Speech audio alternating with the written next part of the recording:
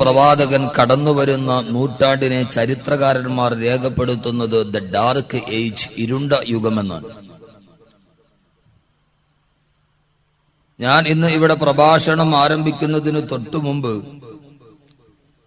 ഇവിടെ അനൗൺസ്മെന്റിലൂടെ സദസ്സില് ഉച്ചത്തിൽ പറഞ്ഞ എല്ലാവരും പറഞ്ഞത് 14 നൂറ്റാണ്ടുകൾക്ക് മുമ്പ്, 1400 വർഷങ്ങൾക്ക് മുമ്പ്, ബിഫോർ 1400 years ago.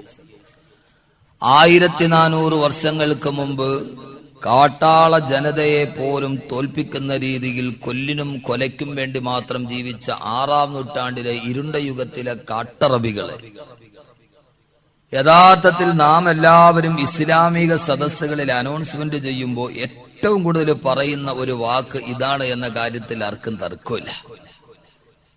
എല്ലാവരും വളരെയധികം കാലാകാലങ്ങളായി അള്ളാഹുവിന്റെ പ്രവാചകൻ കടന്നുവന്ന സമൂഹത്തിന്റെ കലുഷിത സാഹചര്യങ്ങളെ ലോകത്തിന് മുമ്പിൽ പറയാൻ ചരിത്രകാരന്മാര് കണ്ടുപിടിച്ച ഏറ്റവും വലിയ വാക്ക് ആ നൂറ്റാണ്ട് 6-ാം നൂറ്റാണ്ട് ഇരുണ്ട യുഗമായിരുന്നു. ആ കാലഘട്ടം ഇരുട്ടിന്റെ കാലഘട്ടമായിരുന്നു. നിങ്ങൾ ആരെങ്കിലും ചിന്തിച്ചിട്ടുണ്ടോ എന്തുകൊണ്ടാണ് ചരിത്രകാരന്മാർ ആ കാലഘട്ടത്തെ ഇരുണ്ട യുഗം എന്ന് വിളിക്കാനുള്ള കാരണം എന്താണ്? യഥാർത്ഥത്തിൽ ആ കാലഘട്ടത്തിൽ 6-ാം നൂറ്റാണ്ടിൽ സൂര്യൻ ഉദിക്കാത്തത് കൊണ്ടല്ല, 6-ാം നൂറ്റാണ്ടിൽ ചന്ദ്രന്റെ പ്രഭാവലയങ്ങൾ ലോകത്തിന്റെ മുന്നിൽ പ്രകാശം നൽകാത്തത് കൊണ്ടല്ല, ഇന്നത്തേക്കാൾ അതിതീവ്രമായി സൂര്യന്റെ പ്രകാശവും ചന്ദ്രന്റെ പ്രകാശവും നക്ഷത്രങ്ങളുടെ തിളക്കവും 6-ാം നൂറ്റാണ്ടിലുണ്ടായിരുന്നു.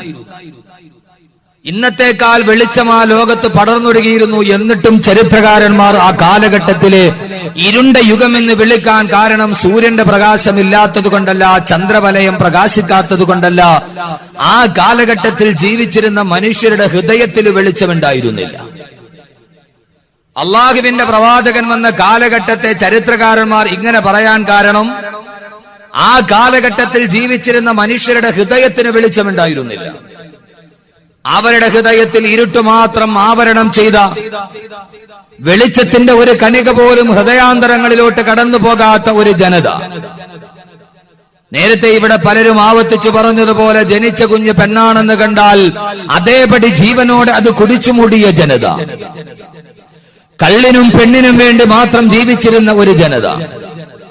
ചരിത്രകാരന്മാര് പറയുക the 3W, wine, war and women. യുദ്ധം, കള്ള്, പെണ്ണ്.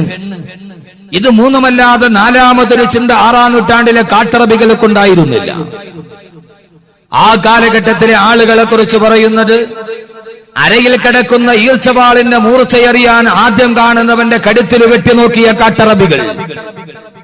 അവർ അവരുടെ കയ്യിലിരിക്കുന്ന ആയുധമായിരുന്ന മൂർച്ചവാളിന്റെ ഈർച്ചവാളിന്റെ മൂർച്ചയറിയാൻ ആദ്യം അവർ വെട്ടിനോക്കിയത് വാഴപ്പിണ്ടിയിലായിരുന്നില്ല. അവർ വെട്ടിനോക്കിയത് ഏതെങ്കിലും മരക്കശനത്തിലായിരുന്നില്ല. തന്റെ അരയിൽ തൂക്കിയിട്ടിരിക്കുന്ന ഈർച്ചവാളിന്റെ മൂർച്ചയറിയാൻ എതിരെ കാണുന്ന ആദ്യം കാണുന്നവന്റെ കഴുത്തിൽ പോറി നോക്കിയ 6-ാം നൂറ്റാണ്ടിലെ കാട്ടറബികൾ.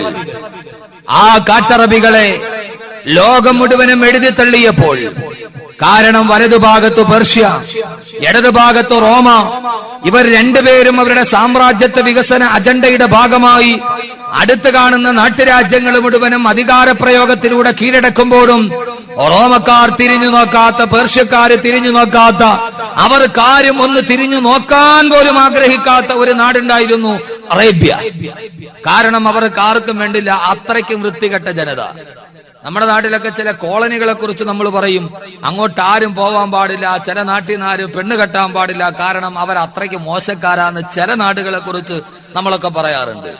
അതുപോലെ ആ കാലഘട്ടത്തിലുണ്ടായിരുന്ന ആരും ഒന്ന് എത്തി നോക്കാൻ പോലും മറച്ചിരുന്ന അത്രത്തോളം സാംസ്കാരിക ജീർണതയുടെ പിടിയിൽ അകപ്പെട്ടു പോയ ജനത അവരായിരുന്നു 6-ാം നൂറ്റാണ്ട്. അവരുടെ ഹൃദയത്തിന് വെളിച്ചമുണ്ടായിരുന്നില്ല. ആ കാലത്തെ സമൂഹത്തെക്കുറിച്ച് ചരിത്രകാരന്മാര് പറയുക, പൊതുവഴിയിലൂടെ നടന്നു പോകുന്നവന്റെ മടിക്കെട്ടിന്റെ വലിപ്പം കണ്ടാൽ ആ നടന്നു പോകുന്നവന്റെ കഴുത്തറുത്തു മാറ്റിയിട്ട് മടിക്കെട്ടിലിരിക്കുന്ന പൈസ മോട്ടിച്ചു കൊണ്ടുപോകുന്ന പണക്കൊതിയന്മാരായ ഒരു ജനത. അവര് പിന്നീട് ആരായി മാറി? ഈ സമൂഹത്തിന് വന്ന അത്ഭുതകരമായ പരിവർത്തനം എന്തായിരുന്നു? നിങ്ങൾ ആരെങ്കിലും ചിന്തിച്ചിട്ടുണ്ടോ? ഭയങ്കര അനൗൺസ്മെന്റ് ഒക്കെ കേട്ട് അവിടെ മുഹമ്മദ് അങ്ങ് പൊളിക്കുകയാണ്. 6-ാം നൂറ്റാണ്ടിലെ കാട്ടറബികൾ. അതെ, അത് പറഞ്ഞു കഴിയുമ്പോൾ നമ്മൾ അറിയണം എന്താ ആ കാട്ടറബികൾ പിന്നീട് ആരായി മാറി. അതുകൊണ്ട് എന്റെ പ്രിയപ്പെട്ട സഹോദരങ്ങളെ, ഇത്രയും വലിയ ആഭാസന്മാരായിരുന്ന ജനത, വടിയിലൂടെ നടന്നു പോകുന്നവന്റെ മടിക്കെട്ടിന്റെ കനം കാണുമ്പോൾ ആ നടന്നു പോകുന്നവന്റെ കഴുത്തറുത്തിട്ട് പൈസ മോട്ടിച്ചു കൊണ്ടുപോയിരുന്ന ജനത, അവരിലേക്ക് അള്ളാഹുവിന്റെ പ്രവാചകൻ വിശുദ്ധമായ ഖുർആന്റെ വായനയുമായി കടന്നു വന്നപ്പോൾ അവര് പിന്നീട് ആരായി മാറി? ചരിത്രം പറയുന്നത് പാതിരാ സമയത്ത് പാവപ്പെട്ട ആളുകൾ കിടന്നുറങ്ങുന്നതും കാത്ത് പാവപ്പെട്ടവരുടെ വീടിന്റെ മുമ്പിൽ സക്കാത്തിന്റെ പൈസയും കൊണ്ടിരിക്കുന്ന സമൂഹമായി ഇവർ മാറി. പാവപ്പെട്ടവർ ഉറങ്ങിക്കഴിയുമ്പോൾ ആ ഉറങ്ങിക്കിടക്കുന്നവരുടെ വീട്ടിൽ പാവപ്പെട്ടവൻ ഉറങ്ങുന്നതും കാത്തുകൊണ്ടിരിക്കുന്ന ഒരു സമൂഹമായി മാറി. വഴിയരികിലൂടെ പോകുന്ന മനുഷ്യനെ കൊള്ളയടിച്ച് കഴുത്തറുത്തിരുന്ന ഈ ജനത, അവരിലേക്ക് വിശുദ്ധമായ ഖുർആന്റെ ആയത്തുകൾ ഇറങ്ങിയപ്പോൾ പാതിരാ സമയത്ത് പാവപ്പെട്ടവൻ ഉറങ്ങുന്നതും കാത്ത് അവന്റെ വീടിന്റെ മുന്നിൽ സക്കാത്തിന്റെയും സദക്കയുടെയും പണക്കിടയുമായി കാത്തിരിക്കുന്നവരായി ഈ കൊള്ളക്കാരുടെ സമൂഹം മാറി. ഇത് ലോകത്ത് സംഭവിച്ചതാണ്. ഇഖ്റഇന്റെ ശബ്ദമിറങ്ങിയപ്പോൾ, മക്കാ മുക്കറമയിൽ ഇഖ്റ ഇറങ്ങിയപ്പോൾ നടന്ന സ്വാഭാവികമായ പരിവർത്തനമാണ് ഞാൻ ഈ പറയുന്നത്. ഇവരെന്തായി എന്നറിയുമോ? അവര് കൊടുക്കുന്നവര് പോലും അറിയാൻ ഇഷ്ടപ്പെട്ടില്ല.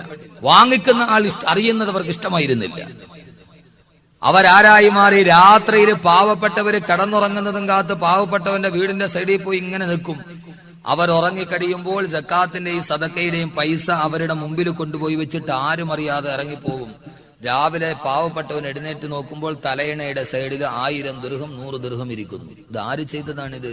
ഒരു കാലത്ത് റോഡിലൂടെ നടന്നു പോകുന്നവന്റെ മടിക്കെട്ടിന്റെ കനം കണ്ടിട്ട് അവന്റെ പിടിച്ചു നിർത്തി കഴുത്ത് വെട്ടിയെറിഞ്ഞിട്ട് അവന്റെ പൈസ എടുത്തിട്ട് പോയി കള്ളു വാങ്ങിച്ചു കുടിച്ച സമൂഹം, അവരുടെ മക്കാ മുക്കറമയിൽ ഇഖ്റഇന്റെ ശബ്ദമിറങ്ങിയപ്പോൾ ഖുർആന്റെ വചനങ്ങൾ അവരുടെ ഹൃദയത്തിലേക്ക് ഇറങ്ങിക്കഴിഞ്ഞപ്പോൾ അവരാരായി മാറി? സക്കാത്തിന്റെ പൈസയുമായി ആരും അറിയാതെ പോയി കാത്തു നിൽക്കുന്നവരായി മാറി. ആ കാലഘട്ടത്തിൽ പള്ളിയിൽ കിടന്നിട്ട് പ്രവാചകന്റെ കാലഘട്ടത്തിൽ ഖുർആന്റെ നാദവീഥികൾ അലയടിച്ചപ്പോ പള്ളിയിൽ കിടന്നുറങ്ങുന്ന മിസ്കീന്മാര് എഴുന്നേറ്റാൽ ഉടനെ സൈഡിലൊക്കെ തലേണയുടെ ഭാഗത്ത് മടിയിൽ തപ്പി നോക്കും, ആരെങ്കിലും പൈസ കൊണ്ടുവന്ന് വെച്ചിട്ടുണ്ടോന്നറിയാൻ. ആ കാലഘട്ടത്തിൽ ആളുകൾ മിസ്കീന്മാരെന്ത് ചെയ്യും? എഴുന്നേറ്റ ഉടനെ തപ്പി നോക്കും, ആരെങ്കിലും സക്കാത്തിന്റെ പൈസ കൊണ്ടുവന്ന് വെച്ചിട്ടുണ്ടോ. ആ കാലഘട്ടത്തിൽ ഒരു സംഭവം പറയുന്ന, ഒരു മനുഷ്യൻ പള്ളിയിൽ കിടന്നുറങ്ങുന്നു. ഒരാൾ വന്ന് ആ ഉറങ്ങിക്കിടക്കുന്ന ആളിന്റെ ഭാഗത്ത് 100 സ്വർണ്ണ നാണയം കൊണ്ടുപോയി വെച്ചിട്ട് മിണ്ടാതിറങ്ങിപ്പോയി. അയാള് പോയി വീടിന്റെ മുൻവശത്തിരിക്കുമ്പോ കുറെ കഴിയുമ്പോൾ നിസ്കരിക്കാൻ പോയ മോൻ വന്നു. മോൻ വന്നിട്ട് പറഞ്ഞു, വാപ്പാ പള്ളിയിൽ കിടന്നുറങ്ങുമ്പോ ഇന്ന് എനിക്കൊരു കോൾ അടിച്ചു. ഞാൻ എഴുന്നേറ്റ് നോക്കിയപ്പോ ആരോ 100 സ്വർണ്ണ നാണയം കൊണ്ടുവന്ന് വെച്ചിരിക്കുന്നു. വാപ്പ ചോദിച്ചടാ ഭയ, അത് നീ ആയിരുന്ന?